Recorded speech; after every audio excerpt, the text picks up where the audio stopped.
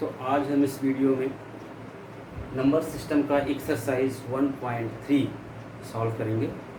हम सारे यहाँ पे सॉल्व कर चुके हैं। हम आपको एक डिस्क्राइब करेंगे, बताएंगे कैसे इसका सलूशन किया जाता है। पहला क्वेश्चन है, right in the decimal form and kind of decimal expression. मतलब इसमें जो हमें ये नंबर दिए गए 1 2 3 4 5 6 जो ये नंबर क्वेश्चन में दिए गए हैं, इसमें इसका डेसिमल फॉर्म हमें निकालना है और साथ में वो किस टाइप का डेसिमल एक्सपेंशन है ये बताना है। तो पहला क्वेश्चन है 36/100। ठीक है, 36/100 मतलब 36 में 100 से इजीली डिवाइड करना है। 36 डिवाइड बाई 100 क्या हो जाएगा? ये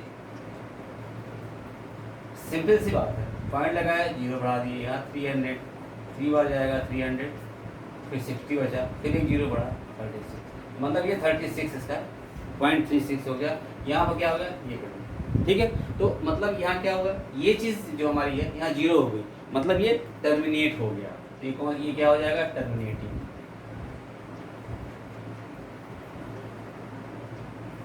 ये डेसिमल किस टाइप का हो गया? टर्मिनेटिंग। हमने डेसिमल भी निकाल दिया, ठीक है। और ये एक्सपेंशन, डेसिमल एक्सपेंशन क्या हो गया? टर्मिनेटिंग। दूसरा है 1/11। 1/11 को जो हम सॉल्व करेंगे तो 1 में 11 से सॉल्व कीजिए तो क्या हो गया? पॉइंट लगाया आपने, जीरो हुआ, ठीक है। अभी नहीं जाएगा, फिर आपने जीरो लगाया, फिर यहाँ जीरो 100 हो गया। अभी कितनी बार जाएगा? 9 बार जाएगा, तो 99, फिर 1 आ गया। मतलब आपने 1 से शुरू किया और 1 फिर आ गया, तो मतलब ये रिपीट हो गया, ठीक है। ये दो डिजिट जैसी क्या होंगी? वो रिपीट होंगी। तो मतलब ये क्या हो गया? ये टर्मिनेट नहीं हो रहा, ये है नॉन टर्मिनेटिंग हो जाएगा। ये नॉन टर्मिनेटिंग एंड रिकरिंग, ठीक है। नॉन टर्मिनेटिंग और रिकरिंग हो जाएगा क्योंकि ये दो डिजिट्स की बार बार रिपीट होंगी, ठीक है। तो ये नॉन टर्मिनेटिंग और रिकरिंग हो गया। अब आ गया 4 1/8। इसकी वैल्यू क्या आएगी? आप खुद उसको डिवाइड कीजिए। डिवाइड इतना तो आपको पता ही होगा कि कैसे डिवाइड किया जाता है। 4 1/8 इसको दो तरह से आप डिवाइड कर सकते हैं। इसको 33/8 करके डिवाइड कर सकते हैं, या 4 को साइड में रख के और 1/8 को आप डिवाइड कीजिए तो इसकी वैल्यू आएगी 4.125। मतलब ये जो है इसमें रिमाइंडर कुछ नहीं आया, इसका रिमाइंडर कुछ नहीं आएगा। जब रिमाइंडर कुछ नहीं आएगा तो ये टर्मिनेट हो गया। तो क्या हो गया? टर्मिनेटिंग। क्या हुआ? ये आपका टर्मिनेटिंग हो गया। अब छोटी छोटी चीज़, अब डिवीजन तो आपको आता ही होगा, डिवीजन कैसे किया जाता है। तो ये सिंपल सी चीज़ है, 1/8 को डिवाइड कीजिए, 0.125 आएगा। 4 ऑलरेडी यहाँ पर मौजूद है तो 4.125 इसका आंसर हो गया। इसी तरह 3 डिवाइडेड बाई 13, तो इसको जब डिवाइड करेंगे तो इसका 0.230769 बार लगाया, मतलब ये इसके बाद फिर ये रिपीट करेगा क्योंकि वो नंबर फिर दोबारा आ जाएगा। जैसे मैं यहाँ बता देता हूँ आपको, 3 को आप 13 से डिवाइड कीजिए, ठीक है। पॉइंट लगाया, जीरो हो गया, कितनी बार जाएगा? 2 बार, 26। कितना आया? पहले रिमाइंडर आ गया 4 में, अब आपसे जीरो बढ़ाए, अब कितनी बार आया? 3 बार, 39। कितना हुआ? 1 आया, ठीक है। 1 में फिर अब जीरो गए, नहीं जाएगा, फिर आप इसको जीरो करेंगे, 100 हो जाएगा। उसका कितनी बार जाएगा? 7 बार, 91। कितना आया? यहाँ पे आ गया आपका 91 से जब डिवाइड करेंगे तो यहाँ पे वैल्यू आ गई इसकी 9, ठीक है। जब 9 आया तो आपने फिर इसको 90 किया, ठीक है। अब कितनी बार जाएगा? 6 बार, ठीक है। अब कितना आया? यहाँ वैल्यू कितनी हुई? 10, और यहाँ पे आ गया 2 और 10, यहाँ पर आ गया 8 8 12, ठीक है। अब ये फिर 120, अब कितनी बार जाएगा? ये 9 बार जाएगा। जब 9 बार जाएगा कितना हो गया? और 117, ठीक है। 3, ठीक है। अब हमने बार क्यों लगाया? क्योंकि ये जो 3 रिमाइंडर यहाँ से आपने शुरू किया था, ये दोनों सेम आ गए, मतलब ये नंबर अब आपका रिपीट होगा, ठीक है। तो ये रिपीट होगा, तो इसको हम क्या कहेंगे? इसको हम कहेंगे नॉन टर्मिनेटिंग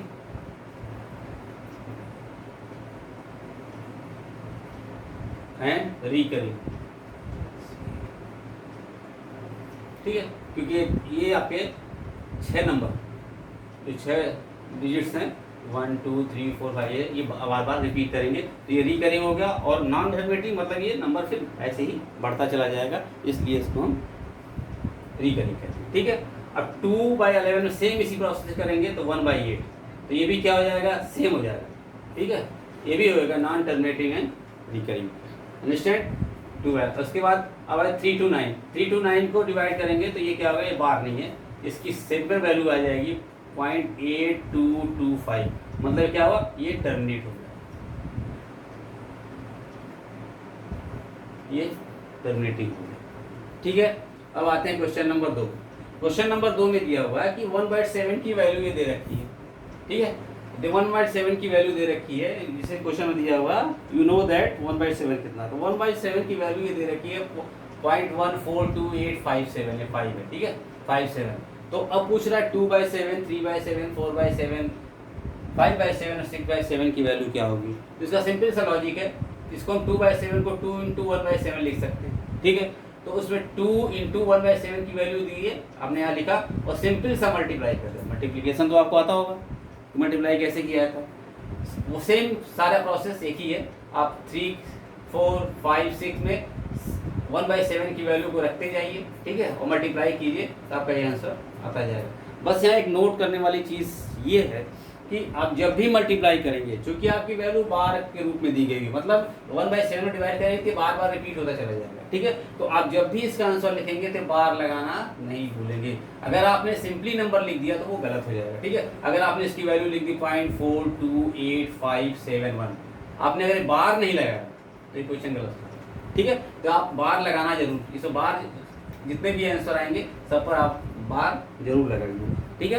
ये सिंपल सा है, आप इसको अपने आप हल कीजिए। आप जितनी ज़्यादा प्रैक्टिस करेंगे तो आपको एग्जाम में सॉल्व करने में उतनी ही आसानी होगी। अगर आप सिर्फ देख के उतार लेंगे या कहाँ पे नोट डाउन कर लेंगे तो आपको जब एग्जाम में देना पड़ेगा तो शायद आपको प्रॉब्लम हो, कैलकुलेशन में प्रॉब्लम आएगी, आप एक भी नंबर मिस कर जाएंगे तो आपका क्वेश्चन गलत हो जाएगा, ठीक है। अब तीसरा है express the following in form of Q. अब ये तीसरा है एक्सप्रेस द फॉलोइंग, इस नंबरों को इसको P/Q फॉर्म में लिखना है, जैसा हमने पहले बताया था। इसको लेट एक्स करेंगे 0.6 वैल्यू हो जाएगी, इसमें 10 से मल्टीप्लाई कर देंगे तो आपकी वैल्यू इतनी आ जाएगी। देखिए अब 10 से क्यों मल्टीप्लाई किया, ये पहले भी हमने आपको बताया था कि जब 1 बार हो, जब एक ही नंबर बार बार रिपीट कर रहा हो तो हम 10 से मल्टीप्लाई करेंगे और मल्टीप्लाई करेंगे 6.6 आया। अब यहाँ पर आप 6 + 0.6 लिख सकते हैं, क्योंकि ये सिंपल सा है 6, हमें इस साइड में x की वैल्यू लानी ही लानी है, तो आप इसको 6 + 6.666 लिख सकते हैं, ठीक है। लिख देंगे तो ये 6 + x हो जाएगा, x की वैल्यू लेफ्ट हैंड साइड में लाएंगे तो 9x हो जाएगा, 9x = 6 हो जाएगा और 6/9 पे x की वैल्यू 6/9 कट करेंगे तो 2/3 आएगा इसका, ठीक है। अब देखिए जैसे मैंने बताया कि जितने भी डिजिट्स रिपीट करते हैं तो 1 के आगे उतना 0 लगा के हम दोनों साइड में, लेफ्ट हैंड साइड और राइट हैंड साइड में इसको मल्टीप्लाई करते हैं, तब जाके आंसर निकलता है, ठीक है। बट 6 की वैल्यू लाना जरूरी है। अगर 6 की वैल्यू किसी भी तरह से लाइए, आपको अब लाएंगे तभी वो आप क्वेश्चन सॉल्व कर पाएंगे। जैसे अब ये है 0.47, आपका दूसरा नंबर है 0.47, बट बार सिर्फ 7 के ऊपर लगा हुआ है, तो जब बार सिंगल डिजिट के बाद मतलब इसका हुआ, इसकी वैल्यू हो जाएगी 0.4 का मतलब 7 7 7 7 7 रिपीट हो रहा है, ठीक है। तो इसलिए बार इसमें 7 पर लगा हुआ है। तो अभी क्योंकि बार सिंगल पे लगा हुआ तो आप इसको भी 10 से मल्टीप्लाई करेंगे, 10x + 10 × 0.47, तो 0.47 को करेंगे तो ये 10x = 4.7। अब 7 बार इसलिए लगाए तो 4 तो अलग हो गया, अब 10 से मल्टीप्लाई 4.777 इसकी वैल्यू होगी, ठीक है। अब इसको ये करेंगे आप 10x = 4.3, अभी आपको 4.3 कहाँ से आ गया, तो इसके लिए क्योंकि x की वैल्यू 0.47 है, ये हमें लानी है, तो इसमें क्या करेंगे 4.7 जो वैल्यू आया हुआ है 4.7, ठीक है। इसमें x की वैल्यू जो है 4.7 मतलब बार का मतलब 4.77 कुछ भी हो सकता है, ठीक है, बार बार रिपीट करेगा। अब उसके बाद हम क्या करेंगे 4/7, अब इसमें x की वैल्यू को लाने के लिए हम इसमें 4.7 में x की वैल्यू 0.47 जो दिया हुआ वो आप इसको माइनस कर देंगे, तो क्या है 0 0 3 4.4, ये 4.3 है। मतलब अगर एक साइड में 4.3 लिखें और साथ में ये लिखें तो ये इस दोनों को प्लस करेंगे तो ये वैल्यू ये आ जाएगी, ठीक है, जो ये वैल्यू है ये आ जाएगी। तो 4.3 प्लस एक्स, क्योंकि ये ऑलरेडी हमने लेट किया हुआ एक्स, ठीक है, तो ये एक्स 9x इक्वल टू 4.3 हो जाएगा, तो x इक्वल टू 4.3/9 हो जाएगा। अब चूंकि ऊपर का जो नोमिनेटर है वो हमारा डेसिमल पॉइंट में, ठीक है, डेसिमल में है, 4.3 है, तो हम उसको क्या करेंगे, डेसिमल को खत्म करने के लिए हम इसमें 10 से मल्टीप्लाई कर देंगे, ठीक है। जब 10 से इसको हम मल्टीप्लाई कर देंगे तो ये आपका क्या हो जाएगा, 43.90 हो जाएगा, ये आंसर है। दूसरा क्वेश्चन है 0.001। अब चूंकि ये 3 डिजिट का है तो 3 इसके बाद जो है 3 नंबर लगे होते हैं, तो मतलब 1 के आगे हम 30 लगाएंगे, मतलब 1000 से हम मल्टीप्लाई करेंगे, तो आप मल्टीप्लाई करेंगे तो ये एक्चुअल वैल्यू आ जाएगी, ठीक है, 1 ये, तो ये 0.001 1 से 1.001 हो गया, ठीक है। अब सेम वही चीज़ इसको भी आप 1.001 से 0.001 माइनस करेंगे तो 1 बचेगा, तो 1 plus 0.001 1 plus x 1000 x minus x equal to 1 99 x equal to 1 x equal to 1.99, ये इसका आंसर हो गया, ठीक है, अंडरस्टैंड, ओके। अब आते हैं हम क्वेश्चन नंबर 4 पे। अभी इस क्वेश्चन नंबर 4 दिया हुआ है कि एक्सप्रेस 0.9999 सेम, ठीक है, इन फॉर्म ऑफ P/Q में एक्सप्रेस करना। फिर एक तो आपने इसमें लिया है, तो आप सेम जो कंडीशन आपने यहाँ पर लगाई, जो ये सब क्वेश्चन सॉल्व किया सेम वही है, लेट एक्स इक्वल टू इतना x इक्वल टू 0.9, इसमें तो इनकी एक डिजिट पे है तो 10x हो गया, और 10x इक्वल टू 9 प्लस 0.9, ठीक है, तो 10x equal to 9 plus x इधर आया 9x हो गया, ये 9, तो x इक्वल टू 9/9, ये कट गया तो 1 बचा, ठीक है, इसका आंसर ये हुआ। लेकिन एक चीज़ में और पूछा हुआ है कि are you surprise by the answer, मतलब आंसर से आप सरप्राइज हैं, इसका पूछने का क्या मतलब है, तो इसकी डेफिनेटली सरप्राइज है। सरप्राइज इसलिए है कि इसकी वैल्यू आई 1 को P/Q फॉर्म में 1/1 लिखते हैं, ठीक है। अगर इसको P/Q फॉर्म में 1/1 लिखते हैं तो 0.99 को 1/1 कैसे लिख सकते हैं, नहीं लिख सकते, तो इसलिए ये हमारे लिए थोड़ा सरप्राइजेशन है, मतलब ये सरप्राइज हमको कर रहा है कि यार वैल्यू तो 1 आई, और 1 का जो P/Q फॉर्म होता है वो 1/1 होता है, ठीक है, बट 999 का कैसे आया, तो ये हमारे साथ सरप्राइज है, ठीक है। अब उसके लिए तो हमारा ये है कि 0.9999 लिखते गए तो नियर अबाउट उसकी वैल्यू 1 के बराबर ही होती है, तो वो तो अलग विषय है, लेकिन ये हमारे साथ सरप्राइज करता है हमको, ठीक है। अब उसके आता है 5वां क्वेश्चन है, ये लिखा कि what can the maximum number of digit be in the repeat block of digits, मतलब 1/7 में कितने नंबर जो है मैक्सिमम नंबर कितने मैक्सिमम नंबर बाद डिजिट जो हमारे जितनी भी डिजिट्स हैं वो रिपीट हो सकती है, इस क्वेश्चन का मतलब ये है। तो 1/7 देखिए एक सिंपल सा फार्मूला होता है, कोई भी अगर फ्रैक्शन है P/Q फॉर्म में, ठीक है, अगर अब रिपीट तो नंबर ऑफ डिजिट जो रिपीट होता है वो लेस देन डिनोमिनेटर होता है, ठीक है। अगर कोई फ्रैक्शन है जैसे मान लीजिए 1/5 है, तो जो रिपीट होगा, जो नंबर मैक्सिमम कितने नंबर बाद वो कितने नंबर बाद वो रिपीट हो सकता है, तो ये लेस देन 5 हो सकता है। तो लेस देन 5 का मतलब हुआ कि 1 भी हो सकता है, 2 भी हो सकता है, 3 भी हो सकता है, 4 भी हो सकता है, लेकिन 5 6 के डिजिट के बाद वो रिपीट नहीं होगा, ठीक है। 4 के बाद अगर रिपीट होना होगा तो 4 डिजिट के बाद वो रिपीट हो जाएगा। इसका फार्मूला था कि जो डिवाइजर होता है किसी भी फ्रैक्शन में, जो डिवाइजर होता है, डिवाइजर से एक नंबर कम, मतलब अगर डिवाइजर n है तो n-1, मतलब n-1 नंबर तक चांस है कि n-1 नंबर के बाद वो नंबर फिर सारे डिजिट्स दोबारा रिपीट कर सकते हैं, ठीक है। लेकिन ये कोई जरूरी नहीं है कि 16 के बाद ही, ये कोई जरूरी नहीं है कि n-1 के बाद ही रिपीट करेगा। जैसे 1.17 है तो अब ये 17, इसका जो अगर क्वेश्चन ही पूछता कितने मैक्सिमम कितने नंबर बाद इसको उस ब्लॉक में नंबर डिजिट्स हम रिपीट कर सकते हैं, तो ये पता है 17 है, फार्मूला पे n-1, तो 17 - 1 = 16, बस 16 नंबर बाद चांस है कि वो फिर सेम नंबर रिपीट हो जाए, ठीक है, ये चांस है ये, लेकिन ये हर फ्रैक्शन नहीं है, कोई जरूरी नहीं है, बट मैक्सिमम 16 ही है। ये रिपीट 2 बार भी, 2 डिजिट के बाद भी हो सकता है, 3 डिजिट के बाद भी होता है, 4 डिजिट के बाद भी हो सकता है, लेकिन 16 के बाद रिपीट नहीं होगा। अगर 16 के बाद रिपीट नहीं होता तो मतलब वो फिर कभी रिपीट नहीं करेगा। तो ये इसका फॉर्मूला। अब उसमें लिखा है कि आप इसको चेक कीजिए, वाकई ऐसा होता है। तो हमने 1 को 17 से डिवाइड किया हुआ है, ठीक है। अब सारा डिवाइड करने में हमारे ये नंबर्स आए यहाँ तक, ये नंबर डिवाइड किया तो यहाँ क्या 1 आया। जब 1 आया तो मतलब यहाँ हमने 1 से ही शुरू किया था, ठीक है, और 1 आ गया, मतलब फिर यहाँ से रिपीट होएगा। तो कितने बार रिपीट हुआ अब ये चेक करना है। ये हमने निकाला कि 60 मैक्सिमम 16 नंबर होगा, तो वो होगा कि नहीं वो देखिए। 1 2 3 4 5 6 7 8 9 10 11 12 13 14 15 एंड 16। 16 के बाद फिर ये 0 आ जाएगा, फिर 5 आएगा, फिर 8 आएगा, फिर 2 आएगा, ऐसे करके नंबर फिर दोबारा रिपीट हो जाएगा। अंडरस्टैंड? ये सीधी सी बात है, अपना हल कर सकते हैं इसको, क्वेश्चन को आप लगा के देख सकते हैं, ठीक है। हमने इसलिए पहले लगा दिया कि इसको लगाने में बहुत टाइम लगता है बहुत, तो इसलिए हमने पहले ही इसका सोल्यूशन इसको निकाल के रख दिया। अब आते हैं क्वेश्चन नंबर 6। क्वेश्चन नंबर 6 में क्या है कि अब इसको क्वेश्चन नंबर 6 को हम बाद में समझते हैं, पहले समझते हैं क्वेश्चन नंबर 7। क्वेश्चन नंबर 7 क्या है? Right 3 numbers in decimal expansion, non terminating non recurring के 3 नंबर डेसिमल एक्सपेंशन में लिखने हैं। तो भाई जो इर्रेशनल नंबर है, नॉन टर्मिनेटिंग नॉन रिकरिंग मतलब क्या हो जाएगा? Irrational number.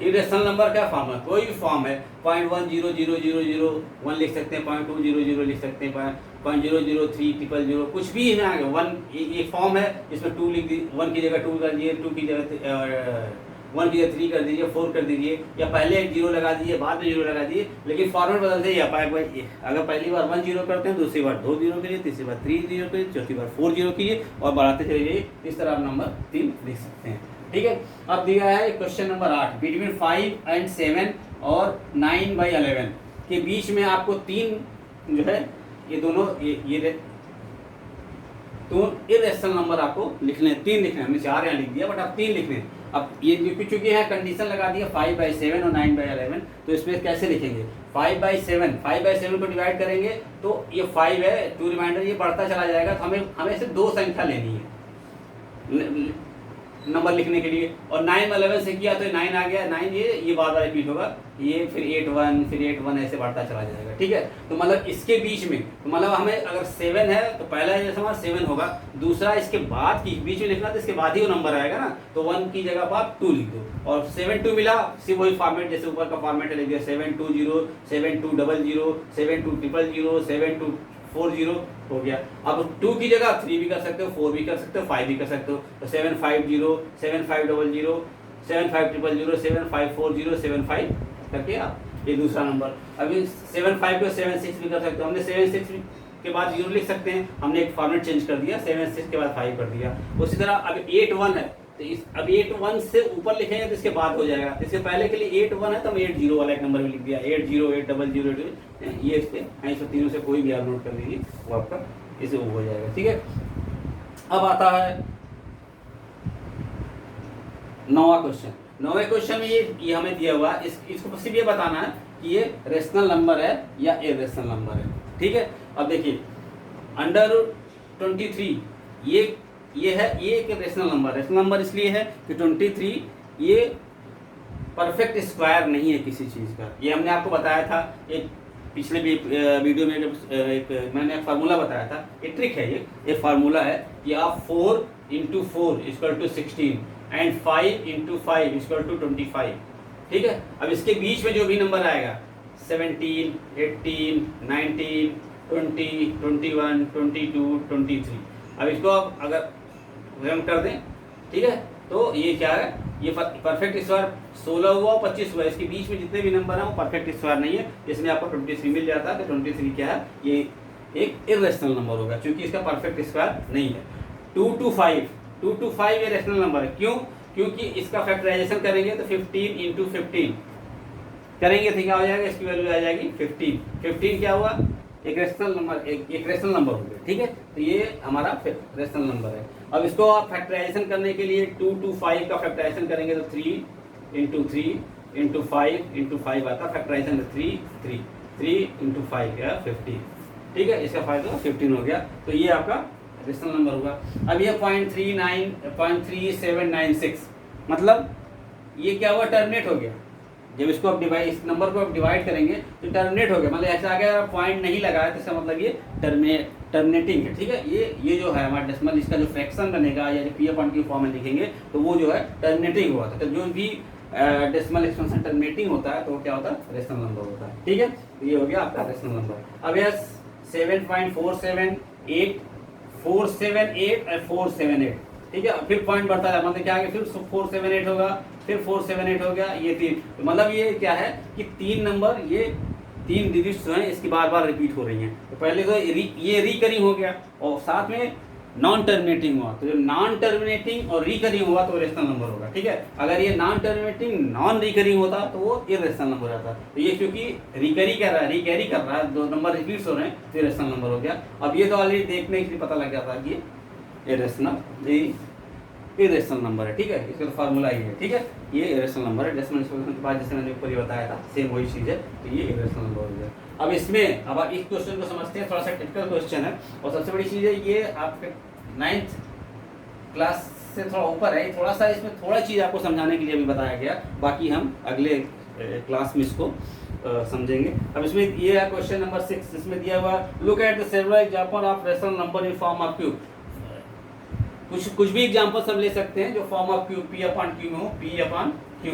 अभी 3/8, 1/2, 5/2 और 7/2 हमने एक अपना नंबर ले लिया। तो लिखा look where p and q are integers, p and q already integers हैं, ठीक है, विथ नो कॉमन फैक्टर, इसमें कोई कॉमन फैक्टर नहीं है। अब कॉमन फैक्टर क्या मतलब होता है, जैसे 5/2 है, अगर इसको हम 25/10 लग दें, इसमें कॉमन फैक्टर क्या हो, 5, जिससे नंबर कट जाए, 5 से 2 5 बार कट जाएगा और 5 से ये भी कट जाएगा 2, तो 5/2 हो गया, ठीक है। तो इस तरह होता है। अगर 6/3 है तो ये नहीं, अगर ये फैक्टर ऐसा है कि 6/4 है तो ये 2 से कट जाएगा, 2 3 2 2, ठीक है।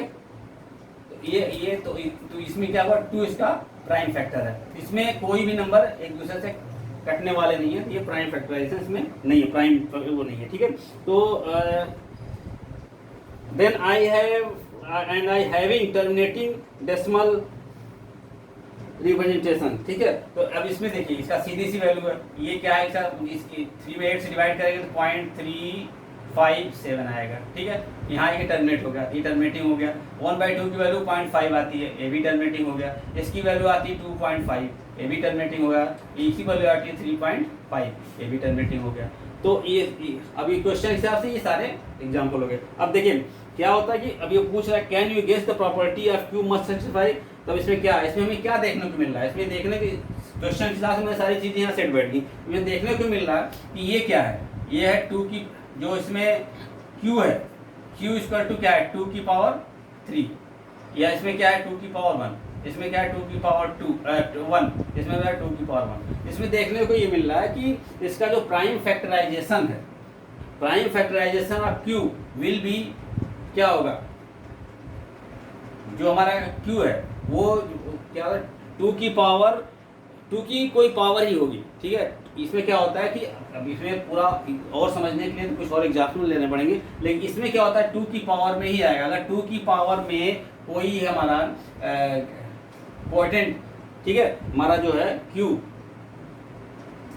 हमारा डिनोमिनेटर, जो नीचे जितने भी डिनोमिनेटर हैं अगर वो q की पावर में हैं तो क्या होगा, तो उसका डेसिमल एक्सपेंशन जो होगा वो टर्मिनेटिंग होगा। बेसिकली इस क्वेश्चन का मतलब यही है और कुछ नहीं है। इसमें शो हो रहा है कि जितने भी ये क्या है सारे टर्मिनेट हो गए, जितने भी ये आपने फ्रैक्शन देखे, जितने भी आप ये नंबर्स देखे हैं, ये क्या हो रहा है सारे टर्मिनेट होते जा रहे हैं। फिर नॉन टर्मिनेटिंग रिकरिंग या नॉन टर्मिनेटिंग नॉन रिकरिंग, इसमें कुछ भी नहीं है। तो ये क्या हो रहा है, ये सारे जो हैं टर्मिनेट हो जा रहे हैं। तो इससे एक में एक फार्मूला एक मिलता है कि अगर किसी का डिनोमिनेटर जो है 2 की पावर में है, ठीक है, तो उसका डेसिमल एक्सपेंशन क्या होगा, टर्मिनेटिंग होगा, ठीक है। अब लेकिन बट आगे और भी चीज़ें आपको बताई जाएंगी। इसका सेम ये होता है कि prime factorization of Q, prime factorization जो है, prime factorization of Q, Q मतलब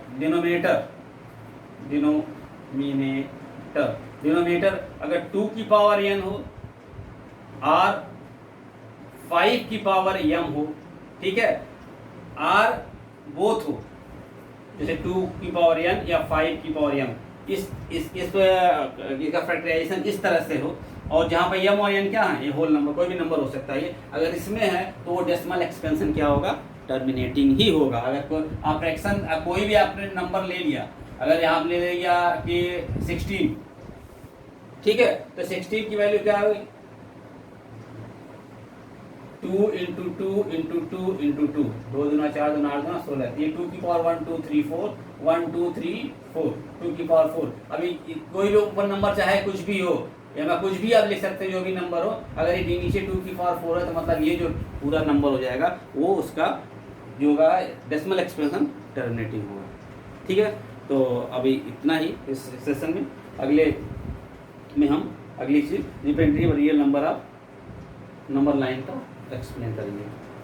तो अभी आप इसको सॉल्व कीजिए अपने आप, और जितने भी तरीके हमने बताए हैं वो आसानी से सारे क्वेश्चन को सॉल्व कर सकते हैं, ठीक है। तो एज ओके, अब थैंक यू।